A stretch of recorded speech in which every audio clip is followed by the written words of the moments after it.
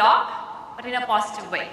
Because what happens is when you think of the word block, you always think, oh, it's something that's obstructing, that's kind of, restricting my movement. So therefore, I decided to give the word block a very, nice connotation. So the B-L-O-C-K stands for strategies to overcome block, okay? The B is for big picture. Whenever you're stuck, step back and look at the big picture. The L is for let it pass. Sometimes the best thing that you can do is just let it pass and take its own course. The O is for opinions of others, opinions of people who matter to you and to whom you matter. C is about changing lanes. Sometimes you have to make changes, whether it's about changing your behavior, changing your role, or even changing your job. And the K is about kinship. It's about having a network. And the K is what I'm going to talk about. So, the K is for kinship, which is board of advisors. As leaders, it's very important for us to have our own board of advisors. Now these board of advisors could have multiple people.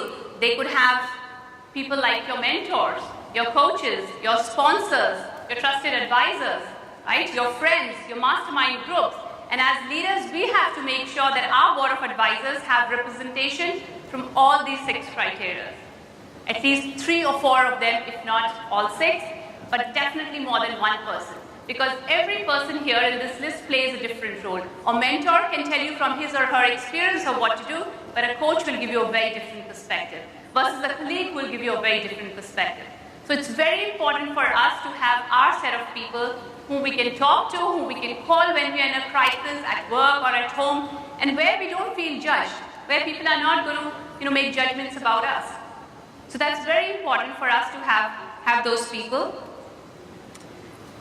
But at the same time, it is also very difficult for leaders to ask for help.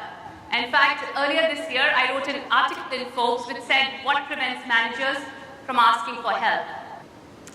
So the question before I end, I want to ask you guys is, as you look at your phone, who are the people who are on your speed dial? Are these the people who are your crisis managers? Are these the people whom you call anytime you get stuck? Okay, so if you don't have, make sure you have 4 or 5 people on your speed dial all the time. And then as leaders, what tools and processes are you putting in place for your people to reach out for help? Do you have a good mentoring policy? Do you have a good buddy system? What do you have in place that enables your people to ask for that help? And as leaders, you need to ask that question.